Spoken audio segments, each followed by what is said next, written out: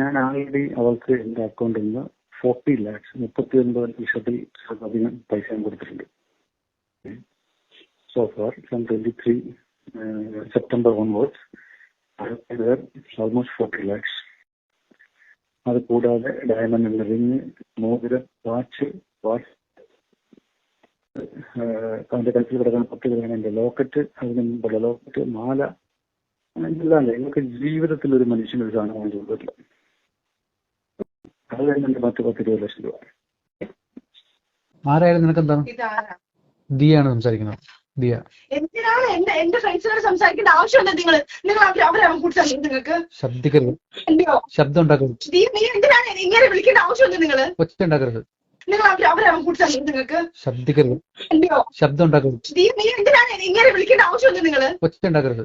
മോശമാണ് ഭയങ്കരമായിട്ട് കാണിക്കുന്നത്. നിങ്ങൾ കൂടി ഞാൻ കണക്ട് ചെയ്തോന്നാണ് നിങ്ങൾക്ക് കുഴപ്പം. കേട്ടല്ലേ? നിങ്ങൾ കണക്ട് ചെയ്തോന്നാണ് നിങ്ങൾക്ക് കുഴപ്പം. നിങ്ങൾ ഫോൺ വെക്കൂ. ഞാൻ ഇപ്പൊ ഏത് അവസ്ഥയിലാണ് പ്രത്യേകിച്ച് ഇവിടെ കൂടെ കൊണ്ടുവന്നിരിക്കുന്നത് നിങ്ങൾക്ക് അറിയാം. നിങ്ങളിപ്പോ സമാധാനമായിട്ട് ഇരിക്കും. ഞാനൊരു കാര്യം പറയട്ടെ. ഇവള് കിടന്ന് കാണിക്കുന്ന സാധനത്തിനകത്ത് നിങ്ങൾ വീണ്ടും നിന്ന് കൊടുക്കണ്ട. നിങ്ങൾ ഓൾറെഡി ഇപ്പൊ പ്രശ്നത്തിലായിട്ടുണ്ട്. നിങ്ങൾ അവളെ വഴിക്ക് വിട്ടിട്ട് അവളെ കയറ്റി വിടാൻ നോക്ക്. നിങ്ങൾ എന്നിട്ട് നിങ്ങളെ കാര്യം നോക്ക്. ഇതിൽ എന്തെങ്കിലും സംഭവിച്ചാലും അത് ഫേസ് ചെയ്യാൻ വേണ്ടിയിട്ട് സാറ് സന്നദ്ധനായിട്ട് നിൽക്കുക. ഓക്കെ, എവിടെയാ? ഞാനിപ്പോൾ സ്റ്റുഡിയോയിലാണ്. ഇയാള് പിന്നെ ഉമ്മയ്ക്ക് സുഖമില്ലെന്ന് പറഞ്ഞിട്ടുള്ള സംഭവം ഭയങ്കര ഒച്ചപ്പാടും ബഹളമൊക്കെ ആയിരുന്നു.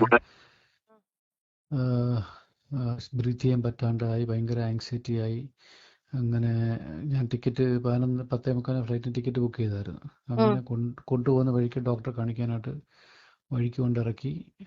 അവിടെ കക്ഷിക്ക് നിൽക്കാൻ പറ്റാത്ത അതിൽ മറിഞ്ഞു വീണ റോഡിൽ ആൾക്കാരെല്ലാം കൂടെ കൂടി അവിടെ നിന്ന് പൊക്കിയെടുത്തൊരു കസേരയിൽ ഇരുത്തി ഡോക്ടർ അവിടേക്ക് വിളിച്ചു വരുത്തി, നടു റോഡിൽ വിളിച്ചു വരുത്തി ബിപിയും ഒക്കെ ചെക്ക് ചെയ്തപ്പോൾ കക്ഷിക്ക് ആങ്സൈറ്റി ആണെന്ന് പറഞ്ഞ് അവിടെ നിന്ന് ഒരു ഇഞ്ചക്ഷൻ കൊടുത്തു.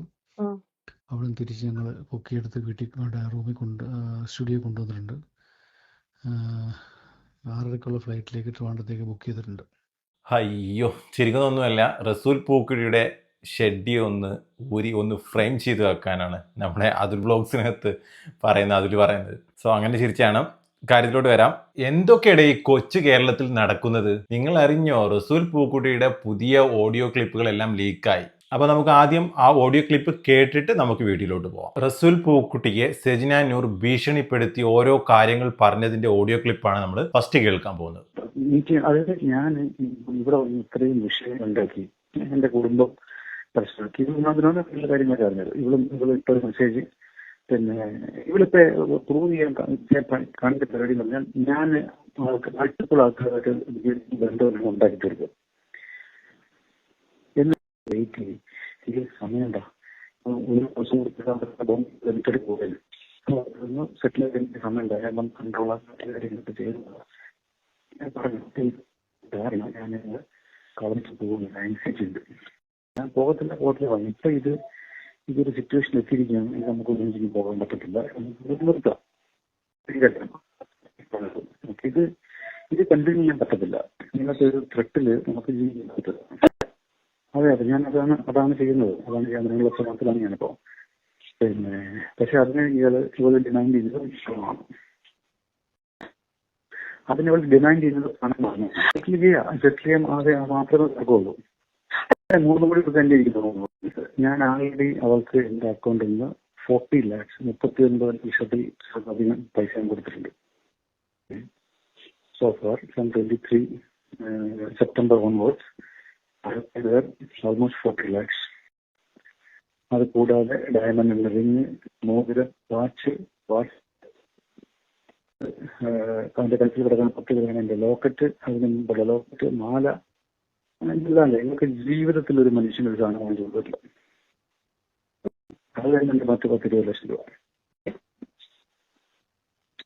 ഇവളെ എന്നോടത്ത് ഭയങ്കര കളി കളിച്ചിട്ടുണ്ട്. എന്ന് വെച്ചാൽ ഇവർക്ക് അടിക്കുകയാണ്. അതുകൊണ്ട് പിന്നെ ഇവള് പ്രൊട്ടക്ഷൻ എന്ത് സംഭവിച്ചാലും ഉപയോഗിക്കത്തില്ല. എന്നോട് കള്ളം പറഞ്ഞിട്ട് ഇവളിപ്പം എന്നിട്ട് ഇപ്പോൾ വന്നപ്പോൾ ഇവിടെ നിർബന്ധിച്ച് എന്നെ കൊണ്ട് ശാരീരികം കൊണ്ട് അഴിപ്പിക്കുന്നു. അപ്പൊ എനിക്ക് അതൊരു പേടിയുണ്ട്. ഞാൻ അടുത്ത മാസം നെക്സ്റ്റ് മന്ത് എല്ലാം പ്രശ്നമാകുമോ എന്നൊരു പേടിയുണ്ട്. എന്റെ വൈഫിന് തീരെ സുഖമില്ലാതായി. ഇതെല്ലാം ചെയ്തിട്ട് കൊളാപ്സായി ഹോസ്പിറ്റലിൽ ഇന്നലെ സ്കാനിങ് ചെയ്തപ്പം ബ്രെയിനിൽ കംപ്രഷൻ ആയിട്ടുണ്ട്. അത് സീരിയസ് ആണ്. ബോംബെയിൽ പൂക്കുറ്റിയുടെ സ്റ്റുഡിയോയിൽ വെച്ച് സെജിന നൂർ ഭയങ്കരമായിട്ടുള്ള പ്രശ്നം ഉണ്ടാക്കുന്നുണ്ട്. ആ സമയത്ത് ദിയാസനയെ കോൾ ചെയ്യുന്നുണ്ട്. സെജിന റസൂൽ പൂക്കുറ്റിയുടെ ഫോൺ ഹാക്ക് ചെയ്യുന്നു. അതിലുള്ള സ്ത്രീകളെല്ലാം വിളിച്ചിട്ട് തെറി പറയുന്നു. മാത്രമല്ല പൂക്കുറ്റിയുടെ വൈഫ് ഷാദിത്താക്കാണെങ്കിൽ തീരെ സുഖമില്ല, ബ്രെയിൻ ട്യൂമർ ആണ്. അങ്ങനെ റസൂൽ പൂക്കുറ്റി പാനിക് ആവുന്നു. ഈ പ്രശ്നങ്ങളെല്ലാം സോൾവ് ചെയ്യാൻ വേണ്ടിയിട്ട് ദിയാസനയെയും ആൻമറിയെയും റസൂൽ പൂക്കുറ്റി വിളിക്കുന്നു. അപ്പൊ നമുക്ക് ആ കോൾ ജസ്റ്റ് ഒന്ന് കേട്ട് നോക്കാം. ഹലോ, ഉം. ഇക്ക എവിടെയാ? ഞാനിപ്പോ സ്റ്റുഡിയോയിലാണ്. ഇയാള് പിന്നെ ഉമ്മയ്ക്ക് സുഖമില്ലെന്ന് പറഞ്ഞിട്ടുള്ള സംഭവം ഭയങ്കര ഒച്ചപ്പാടും ബഹളമൊക്കെ അറിയില്ല.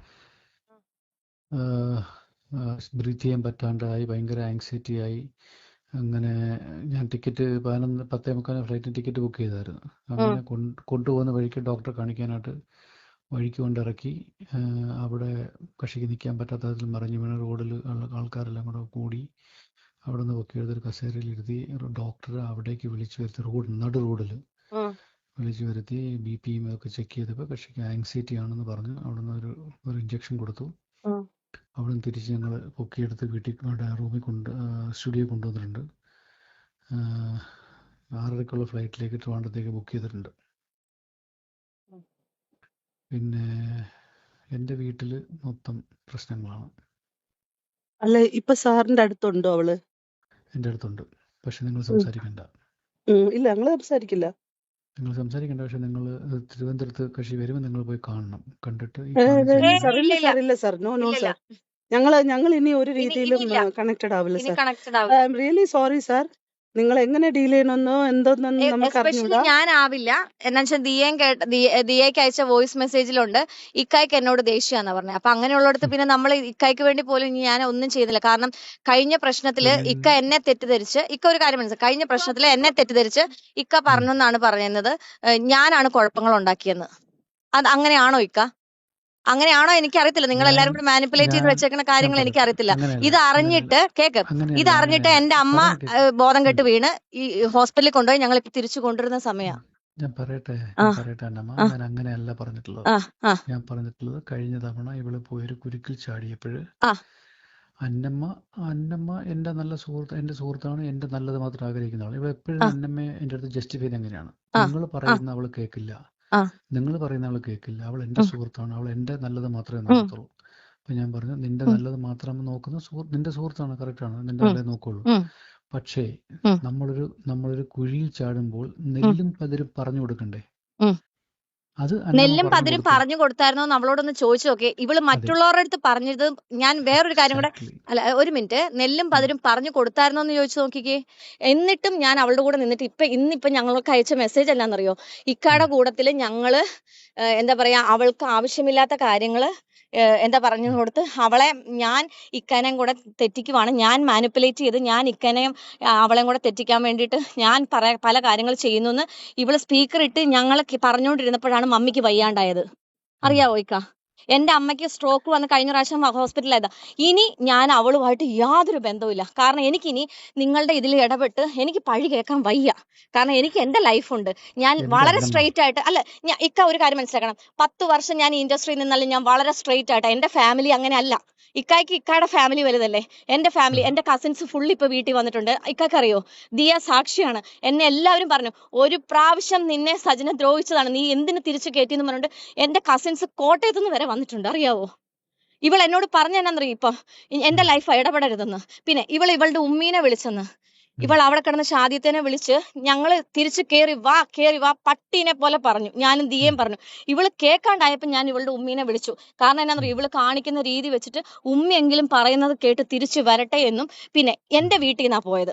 ഇക്ക ഒരു കാര്യം മനസ്സിലാക്കണം, എന്റെ വീട്ടിൽ നിന്ന് അവിടെ പോയിട്ട് ഷാദിത്തെ ഇവളും തമ്മിൽ, ഷാദിത്തേക്ക് എന്ത് സംഭവിച്ചാലും ഇവക്ക് എന്ത് സംഭവിച്ചാലും എനിക്ക് മനസാക്ഷി എന്ന് പറഞ്ഞൊരു സംഭവമുണ്ട്. ഞാൻ ഇവളെ കൂടെ പിറപ്പിനെ പോലെയാണ് കണ്ടത്. ഇവൾ ഇന്ന് പറഞ്ഞ കുറെ വാക്കുകൾ, ഇന്നിപ്പൊ എനിക്ക് അയച്ച ഒരു വോയിസ് ഉണ്ട്, ഞാൻ ഇക്കയ്ക്ക് അയച്ചു തരാം. മാനിപ്പുലേറ്റ് ചെയ്ത് ഞാനാണ് മാനിപ്പുലേഷൻ ചെയ്യണത്, ഞാൻ ഇക്കാനെ ഇവളെയും കൂടെ തെറ്റിക്കുന്നത്. കഴിഞ്ഞ പ്രാവശ്യം ഇക്കാന്റെ അടുത്ത് ഇവളെ വീട്ടിൽ നിന്ന് ഇറങ്ങുന്നതിന് മുമ്പ് ഒരു കോൺഫറൻസ് കോൾ ഞാൻ ഇക്കാന്റെ അടുത്ത് പറഞ്ഞു, ഇക്കോടെ എനിക്ക് സംസാരിക്കണമെന്ന് പറഞ്ഞു. ഇവൾ എന്റെ അടുത്ത് പറഞ്ഞ എന്താണെന്നറിയോ, ഞാൻ ഇപ്പൊ അവളെ കേൾപ്പിച്ചാലും കുഴപ്പമില്ല, അവളെ മുമ്പിൽ എന്ന് പറഞ്ഞ ഇക്ക എന്നെ പറ്റി എന്നാ വെച്ചാൽ എന്നെ വിശ്വാസമില്ലെന്ന് പറഞ്ഞെന്ന്. ഞാൻ ഇക്കോടെ എന്താ ഇവളെ പറ്റി മോശം പറഞ്ഞു തന്നെ ഇക്ക? ദൈവത്തിന് നിരക്കാത്ത എന്തെങ്കിലും കാര്യം ഞാൻ പറഞ്ഞു തന്നിട്ടുണ്ടെങ്കിൽ അല്ല ദൈവത്തിന് ഞാൻ ഈ നിമിഷം വരെ ഞാൻ ദിയ ഉണ്ട്, എല്ലാവരും ഉണ്ട്. ഞാനൊരു കാര്യം പറയും, ഇന്ന് ഈ നിമിഷം വരെ അവളുടെ നല്ലത് മാത്രം ആഗ്രഹിച്ച് കൂടെ നിന്നവളാ. പക്ഷെ ഇവൾ ഇങ്ങനെ പറഞ്ഞു കഴിഞ്ഞാൽ ഞാൻ ദൈവത്തിനും കർമ്മയ്ക്കോ വിട്ടുകൊടുക്കുന്നത്. എന്നെ വേദനിപ്പിച്ചവരെല്ലാം വിഷമിപ്പിച്ചിട്ടുണ്ടെന്ന് എനിക്ക് നന്നായിട്ട് അറിയാം. കാരണം ഞാൻ അത് കർമ്മയ്ക്ക് ദിയ ഞാനൊരു കാര്യം പറയട്ടെ, ഒരു മിനിറ്റ്. രണ്ട് കാര്യങ്ങൾ എനിക്കിന്ന് നല്ല രീതിയിൽ പ്രശ്നം ഉണ്ടാക്കി. ഞാൻ ഇനി ഒരിക്കലും സജനയായിട്ട് കണക്ഷൻ ഉണ്ടാവില്ല എന്ന് തീരുമാനം എടുത്ത സമയം അതായിരുന്നു. രാവിലത്തെ കോൾ വന്ന സമയത്ത് അവൾ എന്റെ അടുത്ത് നിന്നുകൊണ്ട് എനിക്ക് റിലേഷൻഷിപ്പ് തുടരണ്ട, എനിക്ക് 3 കോടി മതി. ഒന്ന്. രണ്ടാമത്തെ കാര്യം എന്ന് പറഞ്ഞത്, അവളോട് പറഞ്ഞു, നീ പ്രശ്നം ഉണ്ടാക്കല്ലേ, അവർക്ക് ഏതെങ്കിലും രീതിയിൽ വല്ലതും പറ്റിപ്പോയി കഴിഞ്ഞാൽ നമ്മൾ സമാധാനം പറയേണ്ടി വരും. എന്റെ പൊന്നു മോളെ, നീ കാല് പിടിച്ച് പറയണം, നീ ഇങ്ങ് വാന്ന് പറഞ്ഞപ്പോ പറയണേ അവര് മരിച്ചാലും എനിക്ക് പ്രശ്നമില്ല. ഈ 2 സ്റ്റേറ്റ്മെന്റ് കേട്ടതോടുകൂടി ഞാൻ അവളുടെ മനസാക്ഷിയെ ഞാൻ മനസ്സിലാക്കി. എനിക്ക് അങ്ങനത്തെ മനുഷ്യപ്പറ്റില്ലാത്ത ഒരാളുമായിട്ട് ഒരു തരത്തിലുള്ള ഒരു ബന്ധവും എനിക്ക് വേണ്ട. പിന്നെ ഈ അന്നമ്മയും ഞാനും ആകെ കാണുന്നത് ലാസ്റ്റ് ടൈം തിരുവനന്തപുരത്ത് വന്ന സമയത്താണ്. അവൾ എനിക്ക് ഒരു വോയിസ് മെസ്സേജ് അയച്ചിരിക്കുന്നത്, നീ അന്നമ്മേനെ പറ്റി പറഞ്ഞ കാര്യങ്ങളൊന്നും ഞാൻ ഇതുവരെ അവളുടെ അടുത്ത് പറഞ്ഞിട്ടില്ലെന്ന്. എനിക്ക് ഇവരുമായിട്ടൊന്നും, എനിക്ക് ഈ പറഞ്ഞ അന്നമ്മയായിട്ട് പോലും എനിക്ക് ബന്ധമില്ല. ഞാൻ സജിന ഉണ്ടെന്ന് കരുതിയിട്ടാണ് ഇന്ന് അന്നമ്മയുടെ ഫ്ലാറ്റിൽ പോലും വന്നത്. ഞാൻ ഇന്ന് ഈ നിമിഷമാണെങ്കിൽ ഈ നിമിഷം ഇവിടെ നിന്ന് മാറും. എനിക്ക് അന്നമ്മയല്ല, എനിക്ക് ഇമ്പോർട്ടൻസും ഇല്ല അന്നമ്മ. ഞാൻ അവളെ മുമ്പിലിരുന്ന് തന്നെ അത് പറയുന്നത്. പക്ഷേ അവള് ഓരോ സാധനങ്ങളും ക്രിയേറ്റ് ചെയ്തുകൊണ്ടിരിക്കുന്ന ഈ സാധനം കാണുമ്പോൾ എന്നോടും പറയുന്നത്, നിങ്ങൾ പരസ്പരം അങ്ങോട്ടും ഇങ്ങോട്ടും മാറിയും തിരിച്ചും എന്റെ ലൈഫിനാണ് അത് പ്രശ്നമായിക്കൊണ്ടിരിക്കുന്നത്. ഞാനൊരു കാര്യം പറയാം, നിങ്ങൾ രണ്ടുപേരും ഒരു കാര്യം മനസ്സിലാക്കുക, നിങ്ങൾ രണ്ടുപേരും അയാളുടെ സുഹൃത്തുക്കളാണ്. അപ്പൊ എന്തുമാത്രം എനിക്ക് നിങ്ങളോട് പറയാൻ പറ്റുമെന്ന് എനിക്ക് അറിയത്തില്ല സാർ. ഞങ്ങളിപ്പോ പറയാണ്, ഷാദിത്തായിട്ട് ബന്ധപ്പെട്ടിട്ട് അവർക്ക് എന്തെങ്കിലും സഹായം നമ്മളിൽ നിന്ന് ആവശ്യമുണ്ടോ? ഞാൻ ഇപ്പോഴും നിങ്ങളൊപ്പം അല്ല നിൽക്കുന്നത്. ഞാൻ പറയണം, കാരണം നിങ്ങളും കൂടെ കാരണം തന്നെയാണ് അവളുടെ റിലേഷൻഷിപ്പിനകത്തുള്ളത്. അത് നിങ്ങൾ മാത്രം തീരുമാനിച്ച് എന്താന്ന് വെച്ചാൽ ആയിക്കോ. പക്ഷെ ഒരു സ്ത്രീയും 2 മക്കളും ഇത് അനുഭവിക്കുമ്പോ ആസ് ആൻ ആക്ടിവിസ്റ്റ് എന്റെ എത്തിക്സ് എന്ന് പറയുന്നത് ഇതല്ല. എന്റേതെന്ന് പറഞ്ഞാൽ ഞാൻ അവരൊപ്പം നിൽക്കുക എന്നുള്ളതാണ്. അതുകൊണ്ടാണ് സാർ എന്റെ അടുത്ത് പറഞ്ഞ സമയത്ത് ഞാൻ പറഞ്ഞു, സാർ അവരെന്താവശ്യപ്പെട്ട് സംസാരിച്ചാലും ഞാൻ അവരൊപ്പം നിൽക്കുമെന്ന് പറഞ്ഞത്. ഞാൻ ഒരിക്കലും നിങ്ങളൊപ്പം അല്ല നിൽക്കുന്നത്. പക്ഷേ ആ സ്ത്രീക്കൊപ്പം ഞാൻ നിൽക്കും, നിങ്ങളെ ഭാര്യയ്ക്കൊപ്പം ഞാൻ നിൽക്കും. അവർ അത്രയും കണ്ടീഷനിൽ ഹെൽത്ത് പ്രശ്നമായി നിൽക്കുന്ന അവരെ കൺസിഡർ ചെയ്യാൻ പറ്റാത്ത സജനയുടെ മനസാക്ഷി എനിക്ക് ഒരിക്കലും അംഗീകരിക്കാൻ പറ്റത്തില്ല. പിന്നെ ഞാൻ പറഞ്ഞുതരാം സാർ, അവൾ ആങ്സൈറ്റിയോ അവള് പ്രശ്നമോ അവളെ ഞങ്ങളടുത്ത് മെസ്സേജ് അയച്ചോ അവൾ ആത്മഹത്യ ചെയ്യാൻ, ഞങ്ങൾക്ക് ഒരു പ്രശ്നമില്ല. ഞാൻ അങ്ങനെ ഇനി ഒന്നുകൂടെ എന്റെ അടുത്ത് വന്നാൽ ഞാൻ പോലീസ് സ്റ്റേഷനിൽ വിളിച്ചറിയിക്കും. എന്റെ ഒരു ഫ്രണ്ട് ഇന്നടുത്തുകൊണ്ട് അവൾ എന്റെ അടുത്ത് ആത്മഹത്യ ചെയ്യാണെന്ന് പറയുന്നത്. സാർ, ആ കുട്ടിയെ രക്ഷിക്കണം. എനിക്ക് ഇതേ ലാസ്റ്റ് ചെയ്യാൻ വേണ്ടി പറ്റത്തുള്ളൂ, അതിലപ്പുറത്തൊന്നുമില്ല. സാറ് നമ്മൾ പറയും, ഞങ്ങൾ ഇതുവരെയും സാറിന്റെ അടുത്ത് ഈ രീതിയിൽ ഞാൻ സാറിന്റെ അടുത്ത് ഒപ്പോസ് ചെയ്ത് ഒരു തരത്തിലും ഞാൻ സംസാരിച്ചിട്ടില്ല. പക്ഷെ എനിക്ക് വളരെ വലിയ വിഷമം ഉണ്ടാക്കിയ സാഹചര്യമാണ്. കാരണം അവളുടെ റിലേഷൻഷിപ്പിൽ പ്രശ്നം ഉണ്ടാക്കരുതെന്ന് കരുതിയിട്ടാണ് അവൾക്ക് ഒപ്പമാണ് ഞങ്ങൾ നിന്നിട്ടുള്ളത്.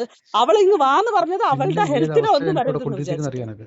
ഒരു മിനിറ്റ് നിങ്ങളെ ഏത് അവസ്ഥ നിന്നെ ഇവിടെ കണ്ടിരിക്കുന്നത്? ആരായാലും നിനക്ക് എന്താണ്? ദിയാണ് സംസാരിക്കുന്നത്. ദിയ, എന്തിനാണ് എന്റെ ഫ്രണ്ട്സിനോട് സംസാരിക്കേണ്ട ആവശ്യമുണ്ട്? നിങ്ങൾ അവരെ നിങ്ങൾക്ക് ശബ്ദിക്കരുത്, ശബ്ദം ഉണ്ടാക്കരുത്, നീ എന്തിനാണ് ഇങ്ങനെ വിളിക്കേണ്ട ആവശ്യമുണ്ട്? നിങ്ങൾ ഒച്ച ഉണ്ടാക്കരുത്, നിങ്ങൾ അവരെ നിങ്ങൾക്ക് ശബ്ദിക്കരുത്, ശബ്ദം ഉണ്ടാക്കരുത്, നീ എന്തിനാണ് ഇങ്ങനെ വിളിക്കേണ്ട ആവശ്യമുണ്ട്? നിങ്ങൾ ഒച്ച ഉണ്ടാക്കരുത്. മോശമാണ് ഭയങ്കരമായിട്ട് കാണിക്കുന്നത്. നിങ്ങൾ കൂടി ഞാൻ കണക്ട് ചെയ്തോന്നാണ് നിങ്ങൾക്ക് കുഴപ്പം. കേട്ടല്ലേ? നിങ്ങൾ കണക്ട് ചെയ്തോന്നാണ് നിങ്ങൾക്ക് കുഴപ്പം. നിങ്ങൾ ഫോൺ വെക്കൂ. ഞാൻ ഇപ്പൊ ഏത് അവസ്ഥയിലാണ് പ്രത്യേകിച്ച് ഇവിടെ കൂടെ കൊണ്ടുവന്നിരിക്കുന്നത് നിങ്ങളിപ്പോ സമാധാനമായിട്ട് ഇരിക്കും. ഞാനൊരു കാര്യം പറയട്ടെ, ഇവള് കിടന്ന് കാണിക്കുന്ന സാധനത്തിനകത്ത് നിങ്ങൾ വീണ്ടും നിന്ന് കൊടുക്കണ്ട. നിങ്ങൾ ഓൾറെഡി ഇപ്പൊ പ്രശ്നത്തിലായിട്ടുണ്ട്. നിങ്ങൾ അവളെ വഴിക്ക് വിട്ടിട്ട് അവളെ കയറ്റി വിടാൻ നോക്ക്. നിങ്ങൾ എന്നിട്ട് നിങ്ങളെ കാര്യം നോക്ക്. ഇതിൽ എന്തെങ്കിലും സംഭവിച്ചാലും അത് ഫേസ് ചെയ്യാൻ വേണ്ടിയിട്ട് സാറ് സന്നദ്ധനായിട്ട് നിൽക്കുക. ഓക്കെ, അത്രേ ഉള്ളൂ. അപ്പോൾ സുഹൃത്തുക്കളെ, നിങ്ങൾ എല്ലാവരും കേട്ടു എന്ന് വിചാരിക്കുന്നു. അടുത്തായിട്ട് നമുക്ക് ഇനി ദിയാസനക്ക് കുറച്ച് കാര്യങ്ങൾ സംസാരിക്കാനുണ്ട്. അത് നമുക്കൊന്ന് കേട്ടു നോക്കാം. സജിനയ്ക്ക് റസൂൽ പൂക്കുറ്റിയായിട്ട് റിലേഷൻഷിപ്പ് ഉണ്ടാവുന്നത്. റസൂൽ പൂക്കുറ്റിയാണ് സജിനയുടെ കാമുകൻ എന്ന് സജിന എന്നോട് പറയാണ്. എന്റെ അറിവിലെ സജിന മോനെ ചക്കരെ മുത്തേ എന്ന് വിളിച്ച് നടക്കുന്ന ഒരു ഒരു ലേഡിയാണ്. സാധാരണ എല്ലാവരുടെ അടുത്തും വന്ന് ഭയങ്കര പാമ്പറിങ്ങിലൊക്കെ സംസാരിക്കുന്ന ഒരു ലേഡി ആയിട്ടാണ് ഞാൻ സജിനേനെ കാണുന്നത്. എനിക്ക് ഏകദേശം ഒരു 1.5 വർഷമായിട്ട് സജിനേനെ വളരെ ക്ലിയർ കട്ടായിട്ടും ഈ അടുത്ത് വന്ന് താമസിക്കാൻ ഇവിടെ വന്നിട്ടും 1.5 വർഷമായിട്ടേ ഉള്ളൂ. അങ്ങനെയാണ് അറിവ്. കാരണം ഈവനിങ്ങിലൊക്കെ തിരുവനന്തപുരത്ത് ഇറങ്ങുമ്പോൾ വേറെ ഫ്രണ്ട് സർക്കിളിലും പല സർക്കിളിലും ആയിട്ട് സജിനേനെ കണ്ടിട്ടുണ്ട്. അങ്ങനെ അറിയാം. അപ്പം സജിനയും ഈ പറഞ്ഞ റസൂൽ പൂക്കുറ്റിയായിട്ട് റിലേഷൻഷിപ്പ് ആയ സമയത്ത് ഒരുപാട് പ്രശ്നങ്ങൾ ഉണ്ടായിട്ടുണ്ട്. അതായത് സജിന സൂയിസൈഡൽ അറ്റംപ്റ്റിന് ശ്രമിക്കുന്നു. ഇത് കാരണം റസൂൽ പൂക്കുറ്റി എന്റെ ഫോണിലേക്ക് കോൾ ചെയ്യുന്നു, എത്രയും പെട്ടെന്ന് ഒന്ന് ചെല്ലാവോ, ഒന്ന് സജിനേനെ ഹെൽപ്പ് ചെയ്യാവോ എന്നൊക്കെ ചോദിക്കും. ഞങ്ങൾ ചെല്ലുമ്പോൾ അവള് സൂയിസൈഡ് അറ്റംപ്റ്റിന് ശ്രമിക്കുന്നുണ്ടാവും. അവളെ കൊണ്ട് ഹോസ്പിറ്റലിൽ പോയിട്ടുണ്ട്. അവൾക്ക് മാനസിക പ്രശ്നമുണ്ട് എന്ന് അയാൾ എന്റെ അടുത്ത് പറഞ്ഞിട്ട് ഞാൻ അവളെയും കൊണ്ട് ശ്രീകാര്യത്ത് നമ്മുടെ കിരൺ ഡോക്ടറിന്റെ ട്രീറ്റ്മെന്റിന് അവളെ കൊണ്ടുപോയിട്ടുണ്ട്. അതായത് എന്നിട്ട് അവള് വന്ന് പറയും പിറ്റേ ദിവസം, എടി ഞാൻ വെറുതെ ഇക്കായെ പേടിപ്പിക്കാൻ വേണ്ടിയിട്ട് ചെയ്തതാ കേട്ടോ, ഇതൊക്കെ എനിക്ക് വേറെ പ്രശ്നമൊന്നുമില്ല, എന്നാലേ ഞാൻ വരച്ച വരയിൽ നിക്കോളെന്നൊക്കെ പറയുമ്പോൾ ഞാൻ പറയും നീ എന്തുവാ ഇങ്ങനെയൊക്കെ ആവുന്ന, ടോക്സിക് ആവുന്ന, എന്താ എന്തിനാ ഇങ്ങനെയൊക്കെ എന്നൊക്കെ പറഞ്ഞ് നൈസായിട്ട് ആ വിഷയങ്ങളെ എടുത്തിട്ട് സിമ്പിളായിട്ട് അങ്ങ് വിട്ട് കളയുമായിരുന്നു. കാരണം കുറച്ച് കഴിയുമ്പോഴത്തേക്ക് പിന്നെ ചക്കരെ, മുത്തേ, ഇക്കു, മുത്തേ, തേനെ എന്നൊക്കെ പറഞ്ഞ് സംസാരിക്കുന്ന കാണുമ്പം നമ്മൾ ഇത്തരം പ്രൈവസിയിൽ ഇടപെടണ്ട എന്ന് വിചാരിച്ചിട്ട് ഞങ്ങൾ വിട്ട് കളയുന്നതാ. ഞാൻ സജിനയുടെ വീട്ടിൽ പോകുന്നത് റസൂൽ പൂക്കുറ്റി വിളിച്ചിട്ട് അവൾക്ക് പ്രശ്നമുണ്ട്, അവളുടെ അടുത്തേക്ക് പോണം, അവളെ ഒന്ന് പോയി കാണണം, അവള് ബുദ്ധിമുട്ടിലാണ്, അവള് സൂയിസൈഡ് ചെയ്യാൻ നിൽക്കുന്നു എന്നൊക്കെ പറഞ്ഞതിന്റെ പേരിലാണ് ഞാൻ അവരുടെ വീട്ടിൽ പോകുന്നത്. അല്ലാത്ത ഒരു സമയങ്ങളിലും ഞാൻ അവരെ വീട്ടിൽ പോയിട്ടില്ല, അവരെ കണ്ടിട്ടില്ല. ഇത്രയും സാധനം പറഞ്ഞു വെക്കുന്നത് എന്തുകൊണ്ട് ആളുകൾ ചോദിച്ചു, കുറെ പേര് എന്റെ അടുത്ത് ചോദിച്ചു, മറുനാടൻ മലയാളിയെയും റസൂൽ പൂക്കുട്ടിയൊന്നും അല്ലല്ലോ ഇവിടെ വിഷയം, നിങ്ങളെ MDMA കേസല്ലേ വിഷയം, നിങ്ങൾ അത് തുറന്നു പറയൂ, മനസാക്ഷിയോട് ചോദിക്കൂ എന്നൊക്കെ പറഞ്ഞ് കുറെ കമന്റ്സുകൾ എനിക്ക് വന്നു. അതിനെതിരെ ഞാൻ പറയണമല്ലോ, എന്നെ സപ്പോർട്ട് ചെയ്യുന്നതിനോടൊപ്പം തന്നെ എന്നെ വിമർശിക്കുന്ന ആളുകളുണ്ട്. അപ്പൊ അവർക്ക് കൃത്യമായിട്ട് എനിക്കത് പറയണമല്ലോ. അങ്ങനെയാണ് ഞാൻ അവരെ വീട്ടിൽ പോയിട്ടുള്ളത്. ഇന്ന് വരെ എനിക്ക് എന്റെ അറിവിലോ അവരുടെ വീട്ടിലോ ഞാൻ ഇതുവരെയ്ക്കും അത്തരത്തിലൊരു കാര്യം ചെയ്തിട്ടില്ല. സജിന അത്തരത്തിലൊരു കാര്യം ചെയ്യുന്നുണ്ടോ എന്നുള്ളത് എനിക്ക് അറിയത്തുമില്ല. ഞാൻ ഇത് പറയാൻ കാരണം ഞാൻ പോയിട്ടുള്ളതൊക്കെ അവരെ ഹെൽപ്പ് ചെയ്യാൻ വേണ്ടിയിട്ടാണ്. അതും അവരെ വിളിച്ചിട്ട് ഒരു റെക്കോർഡ്സ് എങ്കിലും ഞാൻ അവരെ വിളിച്ചിട്ട് നിന്റെ വീട്ടിൽ കയറി വരട്ടേടി, ഞാൻ അങ്ങോട്ട് വന്നിരുന്നോട്ടെ, ഞങ്ങളുടെ കൂട്ടുകാരുമായിട്ട് ഒരുമിച്ചിരുന്നോട്ടെ എന്നുള്ള ഒരു കാര്യങ്ങളും ഞാൻ ഇന്ന് വരെ ചോദിച്ചിട്ടില്ല. ഈ നിമിഷം വരെ സജിനയുടെ അടുത്ത് അങ്ങനത്തെ ഒരു കാര്യം ഞാൻ പറഞ്ഞിട്ടുമില്ല, ചെയ്തിട്ടുമില്ല. അതിനുള്ള റെക്കോർഡ്സ് എന്തെങ്കിലും പോട്ടെ. സജിന പറഞ്ഞല്ലോ ഇതിനകത്ത് ബിഗ് ബോസിലെ കണ്ടസ്റ്റൻസുമായിട്ടാണ് വന്നേന്ന്. ഏത് കണ്ടസ്റ്റൻസുകൾ? അവരുടെ പേര് പറയും, എന്നിട്ട് ആ കണ്ടസ്റ്റൻസിനോട് ചോദിക്കൂ ഏത് കണ്ടസ്റ്റൻസ്. എന്റെ അറിവിൽ ബിഗ് ബോസിന്റെ ആളുകൾ ആരും സജിനയുടെ വീട്ടിൽ വന്നിട്ടില്ല. സജിനയുടെ വീട്ടിൽ പോയിട്ടുള്ളത് ഞാനും എന്റെ ഒരു മോൻ പയ്യനുണ്ട്, അവന് മാത്രമാണ്, അതുല്, അവന് മാത്രമാണ് അവിടെ പോയിട്ടുള്ളത്. സജിന തെളിയിക്കേണ്ടത് ബിഗ് ബോസ് കണ്ടസ്റ്റൻസ് ആരാണെന്നും അവരോട് ചോദിച്ചിട്ട് അങ്ങനെ ഒരു സംഭവം ദിയാസന ചെയ്തിട്ടുള്ളതുള്ളതാണ്. ഞാൻ അതിൽ ചലഞ്ച് ചെയ്യാണ് സജിനയുടെ അടുത്ത്. അങ്ങനെ ഒരു കാര്യമില്ല. ഒരു സുപ്രഭാതത്തിൽ വന്ന് ഒരു ഓൺലൈൻ ചാനലിൽ വന്നിരുന്നിട്ട്, മറുനാടൻ മലയാളി പോലുള്ള ചാനലിൽ, പ്രത്യേകിച്ച് എനിക്ക് അഗെയിൻസ്റ്റ് നിൽക്കുന്ന ഒരു ചാനലിൽ വന്നിരുന്ന് ദിയാസന MDMA ഉപയോഗിച്ചു, അതിനങ്ങ് തംബ്നെയിലാക്കുന്നു, അതിനടിച്ചിറക്കുന്നു. എനിക്ക് കുടുംബമുണ്ട്, മകനുണ്ട്, റെസ്പോൺസിബിലിറ്റി ഉണ്ട്, ആൾക്കാരുണ്ട്. ഇതെന്ത് വെള്ളരിക്കാ പട്ടണമാണോ?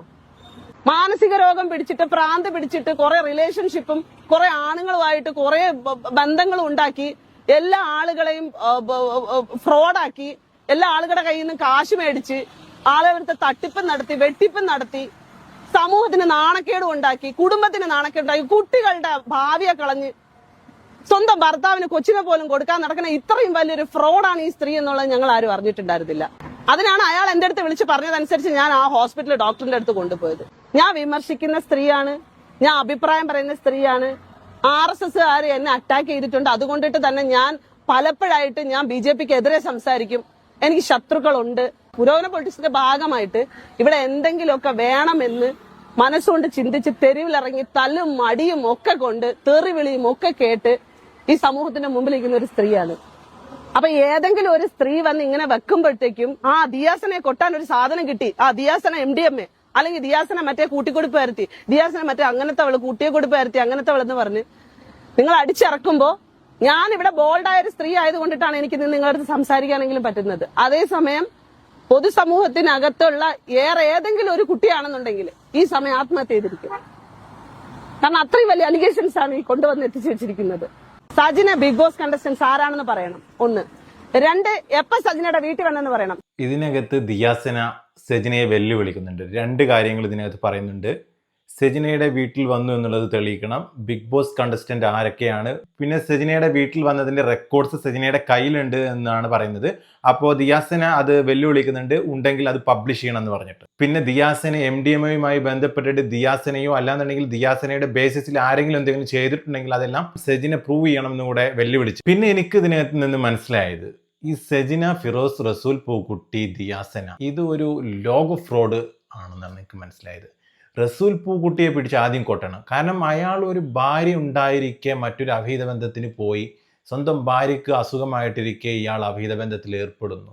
പിന്നെ മാത്രമല്ല ഈ സെജിന നൂർ അവളും വേൾഡ് നമ്പർ 1 ഫ്രോഡാണ്. കാരണം 1, 2, 3 റിലേഷൻഷിപ്പ് ഒക്കെ ആൾക്കുണ്ട്. പ്രൊഡ്യൂസർ, ഡയറക്ടർ, നെയ്ബർ, പിന്നെ ഓസ്കാർ അവാർഡ്, പിന്നെ ഒരുപാട് അവിഹിതങ്ങൾ. എന്നിട്ട് അയാളുടെ ഭാര്യ മരിക്കാൻ വേണ്ടി കാത്തിരിക്കുകയാണല്ലോ സെജിന. അതൊക്കെയാണ് ഇതിൽ നിന്ന് നമുക്ക് മനസ്സിലാവുന്നത്. പിന്നെ സ്വന്തം മോനെ ഫിസിക്കലി അബ്യൂസ് ചെയ്തു എന്നും പറഞ്ഞുകൊണ്ട് തൻ്റെ ഭർത്താവിനെതിരെ ഒരു അലിഗേഷൻ ഇറക്കിയിരിക്കുന്നു. ഏതെങ്കിലും ഒരു മാതാവ് ഇത്തരത്തിലുള്ള ഒരു അലിഗേഷനുമായിട്ട് വരുമ്പോൾ സ്വന്തം മോനെ അല്ലെങ്കിൽ സ്വന്തം മകളെ കുറിച്ചിട്ട് ഇങ്ങനെ ആരെങ്കിലും പറയുമോ? ഒരു സമൂഹ മാധ്യമത്തിൽ വെച്ചിട്ട് ആ മക്കളുടെ ഭാവി എന്താണ്, അവർക്ക് ഇങ്ങനെയാണോ പാരന്റിങ് കൊടുക്കുന്നത്, ഇതാണ് ഒരു ഗുഡ് പാരന്റിങ് എന്ന് പറയുന്നത്? ഇത് കണ്ടിട്ടല്ലേ ആ മക്കൾ ജീവിക്കുന്നത്, വളരുന്നത്? ഇവരുടെ പാരന്റിങ് എന്ന് പറയുന്നത് മഹാമോശമാണ്. സെജിനയാണെന്നുണ്ടെങ്കിലും ഫിറോസ് ആണെന്നുണ്ടെങ്കിലും ഇങ്ങനെ ഒരിക്കലും ചെയ്യാൻ പാടില്ല. എന്നിട്ട് ഫിറോസ് അവിടെ നിന്നുകൊണ്ട് കരയുന്നു, എൻ്റെ കുഞ്ഞാണ്, കുഞ്ഞിനെ എനിക്ക് വേണമെന്ന് പറയുന്നു. സെജിനയാണെന്നുണ്ടെങ്കിൽ അവിടെ നിന്ന് പറയുന്നു, കുഞ്ഞിനെ ഞാൻ തരത്തില്ല, നിന്റെ കോൾ എൻ്റെ കുഞ്ഞിന് കൊടുക്കത്തില്ല എന്നൊക്കെ പറയുന്നു. ഒരു മോനോടോ മകളോടോ സ്നേഹമുണ്ടെങ്കിൽ ഇങ്ങനെയാണോ നിങ്ങൾ ബിഹേവ് ചെയ്യുന്നത്?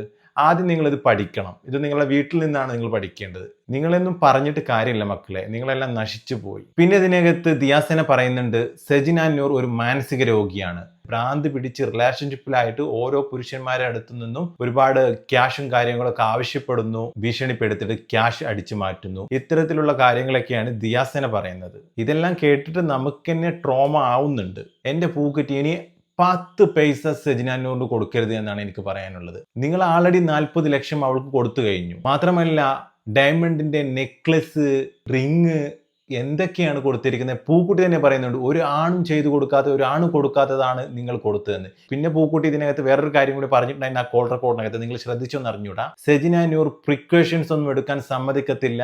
അവള് ഫോഴ്സ്ഫുള്ളി ഇയാളെ ശാരീരിക ബന്ധത്തിന് നിർബന്ധിച്ചു. ഇതിന് ലോക ഫ്രോഡ് എന്നേ പറയത്തുള്ളൂ. അപ്പൊ എനിക്ക് പറയാനുള്ളത്, നിങ്ങളുടെ ഈ ഒരു ഫ്രോഡ് കളി ഇവിടെ നിർത്തിക്കോണം നിങ്ങൾ. അപ്പോൾ നിങ്ങളുടെ അഭിപ്രായങ്ങളും നിർദ്ദേശങ്ങളും നിങ്ങൾ താഴെ കമന്റ് ആയിട്ട് രേഖപ്പെടുത്തും.